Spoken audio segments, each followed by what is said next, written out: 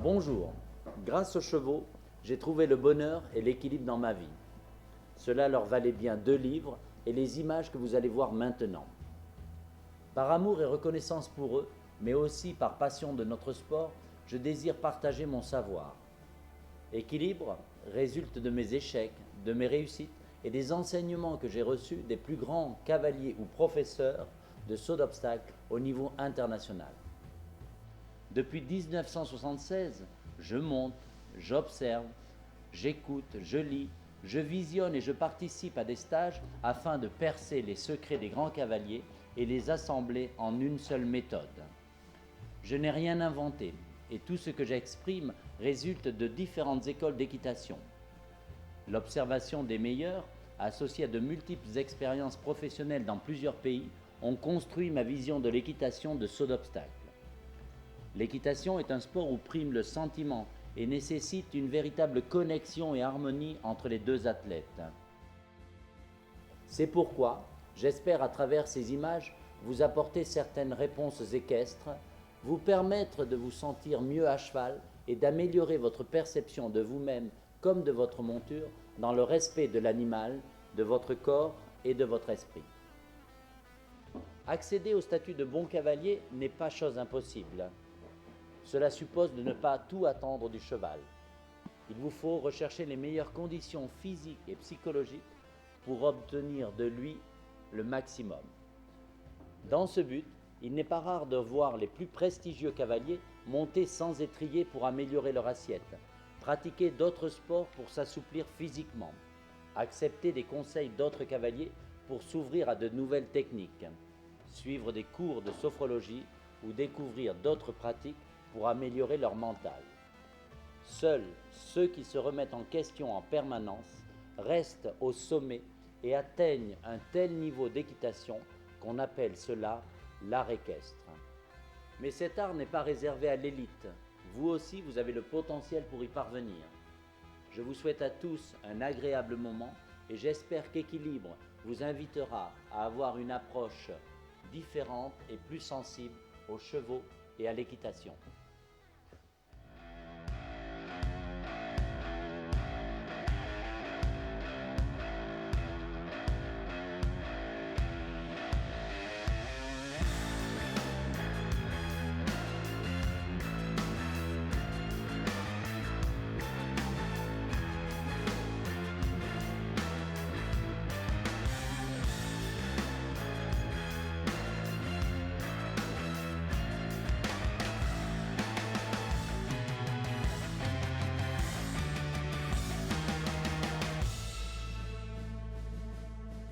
I met Eric Lurador in 1986. I was giving a clinic in Bordeaux with Anne Coupery running the clinic. And that year I had broken my leg very badly. And I was still on a cane.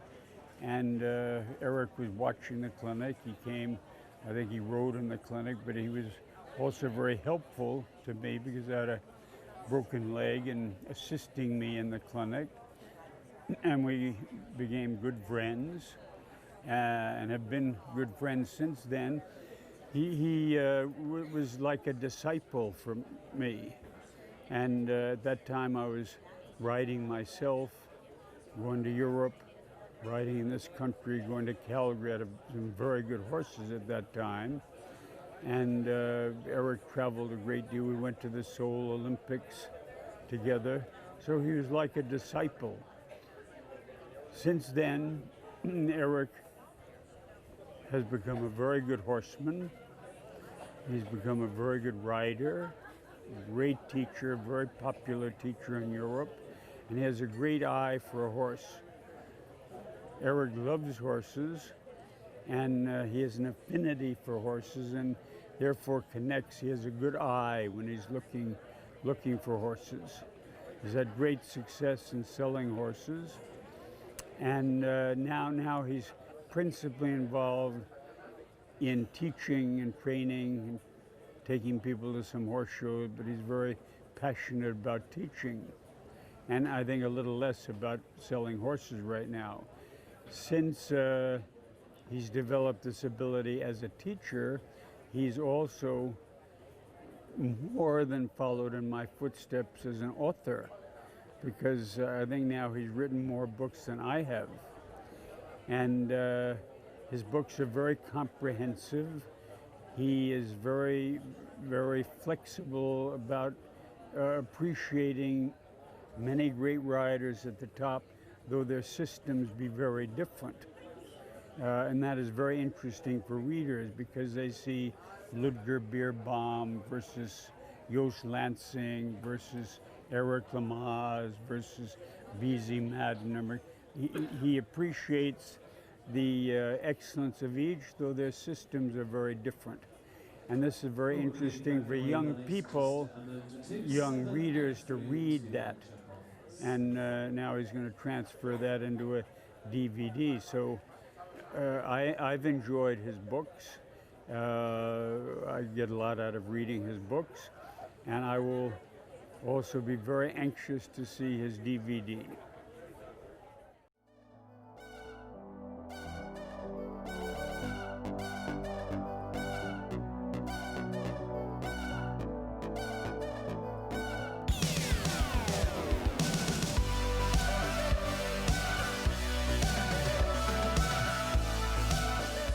L'équitation de saut d'obstacles et les concours hippiques ont beaucoup évolué entre les années 1970 et 2000. Comme on peut le voir sur ces images, dans les années 70, les obstacles étaient espacés, massifs, avec des barres très lourdes, et ils étaient souvent conçus avec des éléments naturels, tels des haies, des talus, des buttes.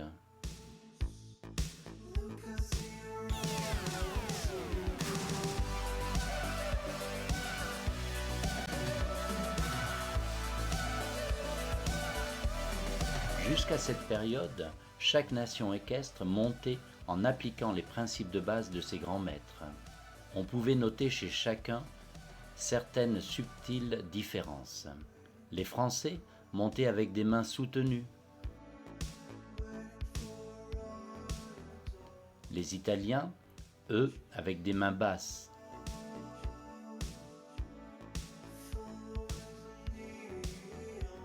Beaucoup d'Allemands maintenaient les rênes assez longues.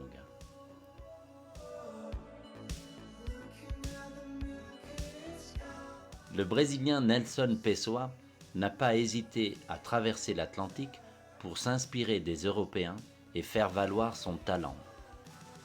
L'école américaine, beaucoup plus récente, mixait une partie de l'école française et une méthode moderne, quelque peu révolutionnaire, sous la houlette du grand maître Bertalan de Néméthine. Cet homme a prôné une grande fluidité dans la monte, une réelle recherche d'esthétisme et un dressage des chevaux véritablement adapté aux obstacles.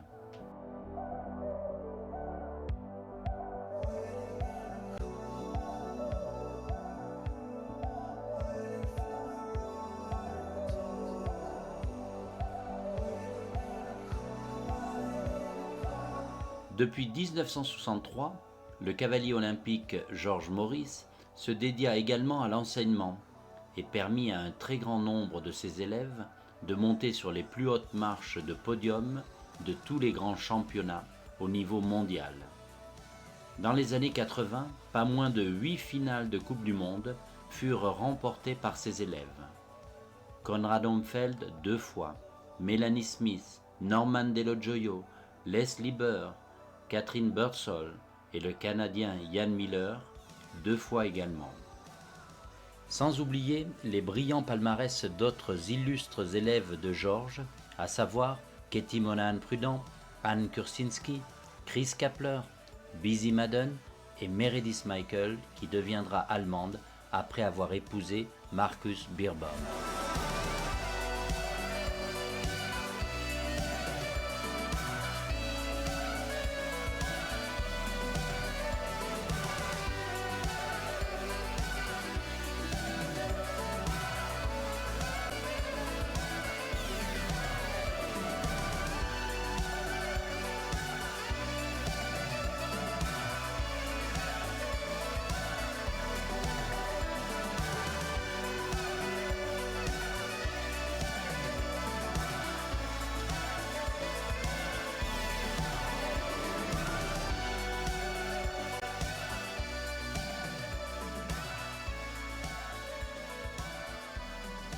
Grâce aux méthodes d'enseignement des 2 grands maîtres, Denis Méty et George Morris, l'équipe américaine devint redoutablement performante.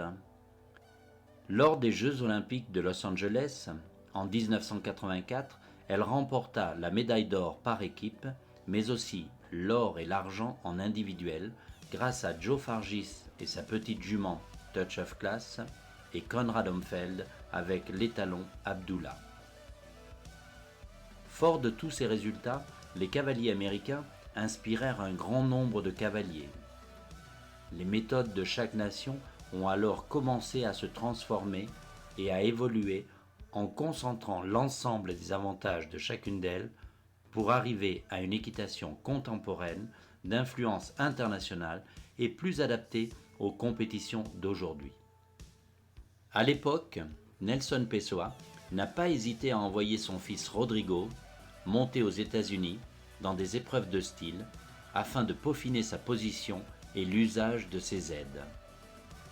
Rodrigo est ensuite devenu, je pense, un précurseur et un superbe ambassadeur de l'équitation moderne, alliant fluidité et esthétisme à une équitation plus contrôlée.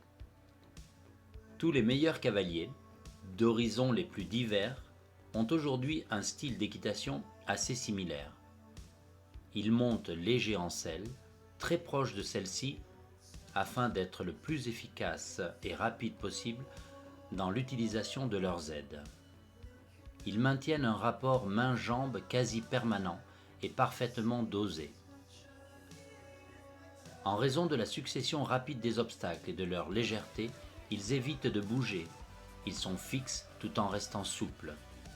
Il faut avoir un œil avisé pour percevoir l'utilisation de leurs aides. Le seul point qui les différencie légèrement est la position de leur buste. Elle est toujours en avant de la verticale, mais plus ou moins. Chacun optera pour la position qui lui convient le mieux selon son équilibre et pour conserver et respecter celui du cheval. Dans cette attitude, ils restent au-dessus de leurs pieds et stables avant, pendant et après les sauts. Ils abordent les obstacles en maintenant l'équilibre constant et une cadence régulière. N'est-il pas fantastique de voir ces cavaliers affronter d'imposants parcours en restant calmes et sûrs d'eux? Ils savent ce qu'ils font et ce qu'ils doivent faire. Le saut d'obstacle est un sport de l'instantané, avec des imprévus divers, mais aussi de l'anticipation. Ils restent en totale communion avec leur cheval malgré un rythme soutenu. On peut imaginer que tout cela est obtenu à force de sévérité et d'autorité. C'est une erreur. On ne peut pas dresser sans respecter l'intégrité morale et physique du cheval. Par un bon dosage et une juste méthode de travail, on doit être capable de renforcer ses points positifs pour le rendre encore plus performant. On doit améliorer ses côtés négatifs sans risquer de l'affaiblir psychologiquement ou physiquement. C'est l'idéal de la relation cavalier-cheval, la symbiose parfaite. Les parcours, depuis les années 80, n'ont cessé d'évoluer et de se sophistiquer. Aujourd'hui, comme vous pourrez le constater sur ce superbe parcours de Marcus Henning à Cannes, les chefs de piste et l'évolution de notre sport exigent des chevaux, en plus de la force et du sang, de la disponibilité, davantage de souplesse, de la réactivité, un grand respect des barres pour affronter des obstacles toujours plus délicats, aux formes et aux couleurs impressionnantes. Les barres sont plus courtes, plus légères et plus fines. Les fiches sont plates, favorisant certes la sécurité, mais aussi la chute des barres. Les obstacles sont plus proches, avec des contrats de foulée aux distances imposées et variables, plus ou moins longues, selon le degré d'exigence et de fair-play du constructeur. Sans oublier tous les éléments externes qui perturbent la concentration des chevaux et leur imposent un grand cœur. Les tentures, voitures d'exposition, panneaux publicitaires, écrans géants, personnel de piste habillé aux couleurs des sponsors, musique et speakers à la voix amplifiée.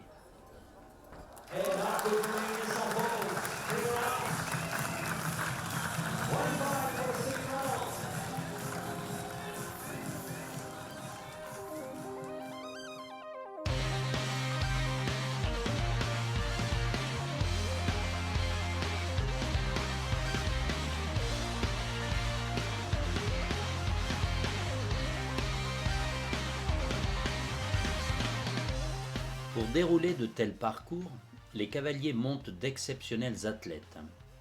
Les éleveurs ont donc dû, eux aussi, évoluer en cherchant à produire des chevaux plus adaptés aux compétitions modernes.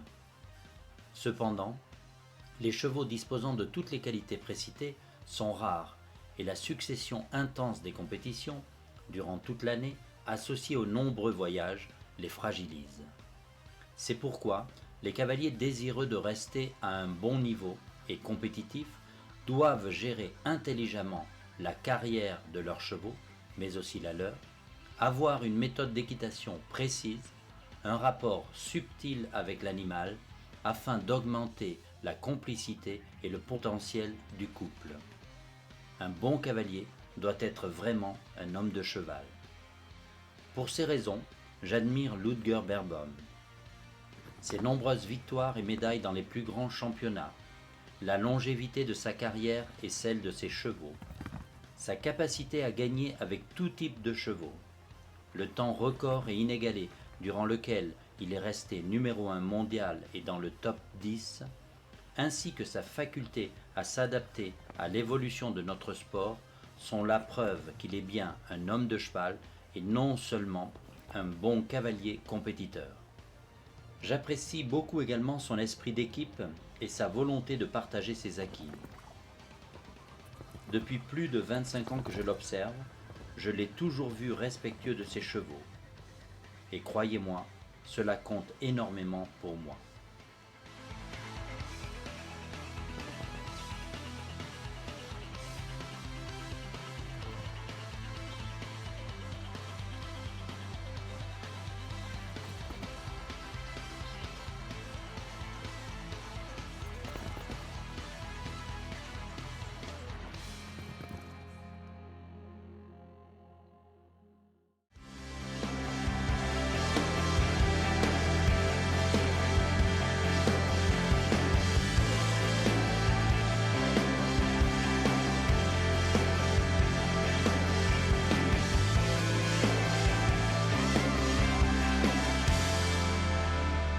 Une des principales recherches de tout cavalier, que ce soit en dressage, en saut d'obstacle ou en complet, dans toutes les disciplines équestres, est l'équilibre. L'équilibre du cavalier à cheval, l'équilibre physique du cheval, l'équilibre psychologique du cheval et du cavalier, ainsi que dans la relation entre les deux. Pour arriver à cette osmose, il y a 3 points essentiels sur lesquels tout cavalier doit se pencher régulièrement et qu'il doit perfectionner. Le premier point, la position de base, car la bonne position favorise une communication optimale entre le cavalier et le cheval. Le deuxième point, la mise en selle, qui permet une totale souplesse mentale et physique afin que le cavalier obtienne une plus grande indépendance de ses aides. Enfin, le troisième point, la technique, qui correspond à l'ensemble des moyens dont dispose le cavalier pour atteindre efficacement un but. Ce sont les gammes du cavalier. Dans les prochains chapitres, nous allons donc développer ces 3 points. Tous ont une grande importance et aucun ne doit être négligé. Ils permettent au couple cheval-cavalier d'être en parfaite harmonie et de ne faire qu'un. Grâce à eux, vous obtiendrez l'équilibre, car rien n'est plus beau que de contempler un cheval superbement monté et bien éduqué, exécutant avec confiance, générosité, souplesse et légèreté des figures complexes de dressage ou un parcours d'obstacles difficiles.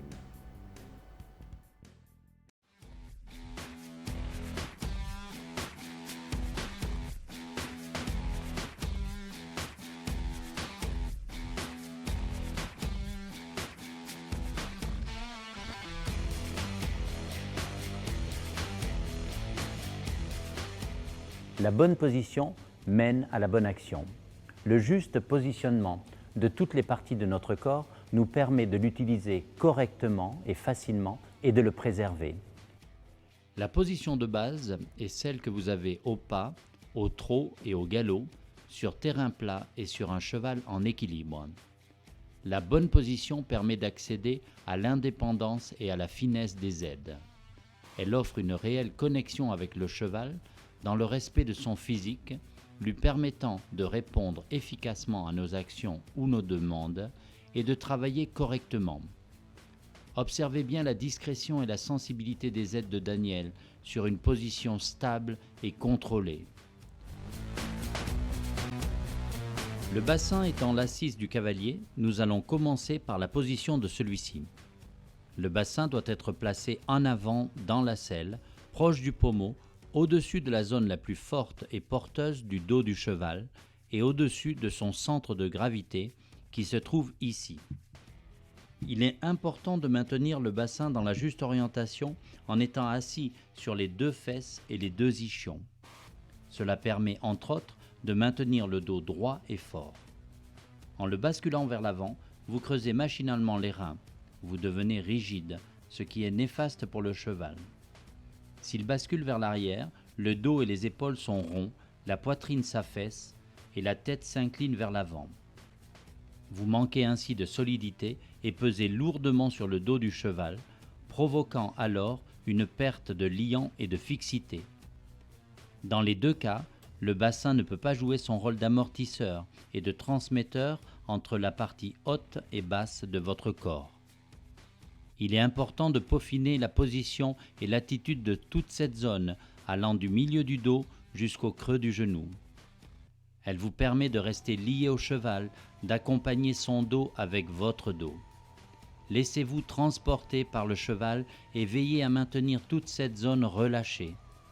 Un cavalier secoué est généralement quelqu'un qui n'a pas appris à suivre le mouvement de façon décontractée. Il faut accepter le mouvement plutôt que de l'éviter.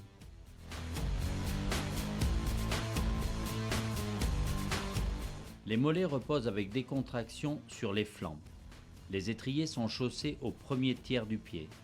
Cela permet aux chevilles d'être flexibles et de jouer leur rôle d'amortisseur. Trop à la pointe, vous risquez de diminuer votre stabilité, votre sécurité également, et de les perdre.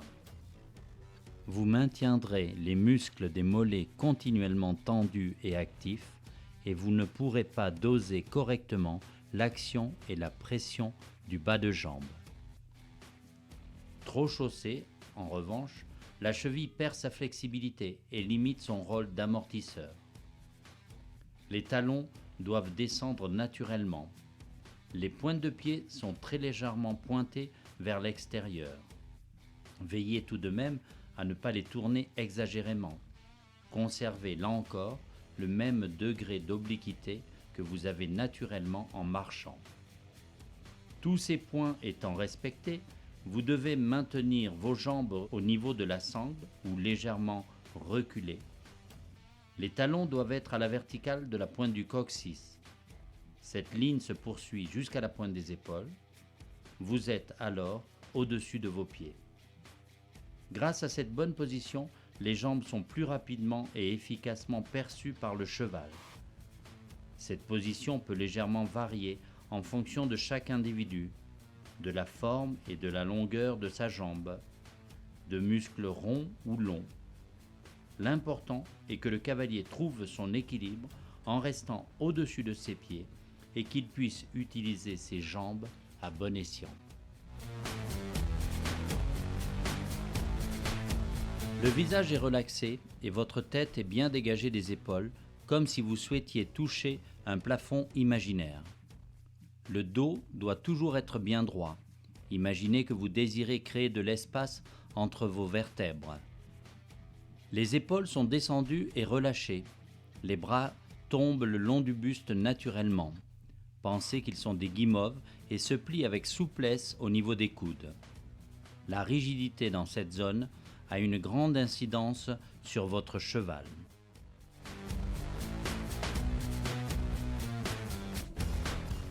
Le regard a prouvé son efficacité et son importance dans bien des sports. Dans le mouvement, le regard permet à votre corps de se mettre en harmonie en allant dans sa direction. Il doit être lointain et stable pour consolider votre position, votre assise, votre équilibre, mais aussi celui du cheval. Regarder loin, c'est déjà redresser la tête. Lorsque vous regardez par terre, vos épaules sont voûtées et votre dos est rond. Alors que si vous regardez droit devant vous, votre ligne de vision est parallèle au sol et votre dos soutenu. C'est le regard qui permet d'anticiper et de donner au bon moment des indications par le biais des aides.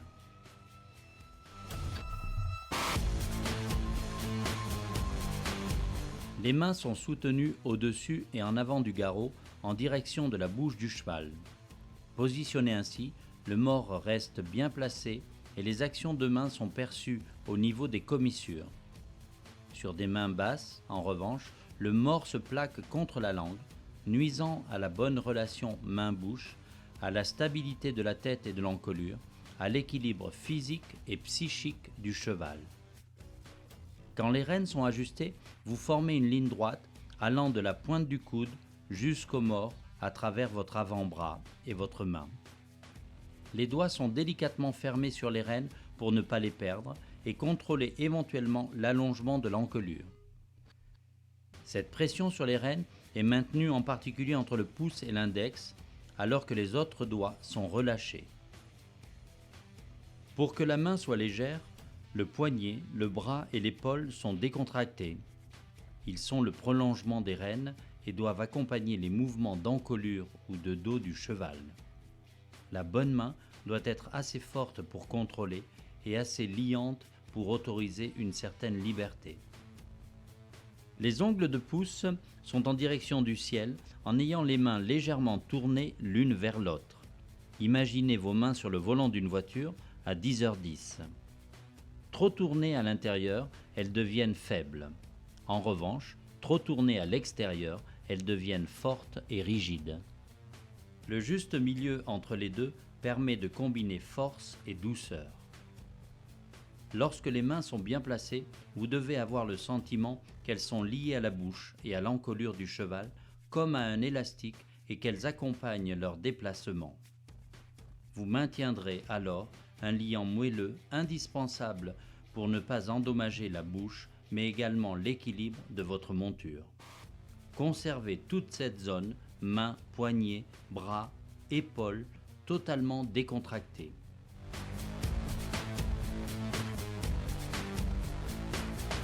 La position du buste varie en fonction de l'allure et de votre posture. Si vous êtes enlevé, en suspension ou assis. La variété de ces positions est à respecter pour accompagner les mouvements du cheval, préserver son dos et maintenir l'harmonie du couple. Au trot enlevé ou au galop en suspension, le buste est toujours incliné en avant de la verticale. Au pas, au trot ou au galop assis, il est généralement à la verticale. Il est certain que le cavalier expérimenté, au tact affiné, modifiera quelque peu l'inclinaison du buste en fonction de sa recherche, de l'équilibre, de l'âge, de l'état musculaire et du dressage du cheval. Suivant son physique, chacun optera pour l'inclinaison du buste qui lui permet de maintenir son équilibre et de rester en harmonie avec sa monture.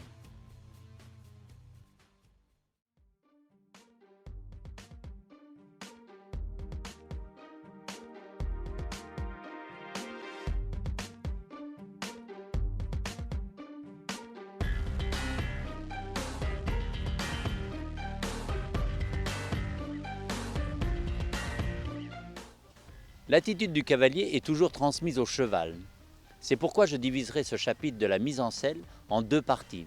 L'équilibre physique du cavalier et l'équilibre psychologique à la fois du cavalier et du cheval, ainsi que dans leurs relations.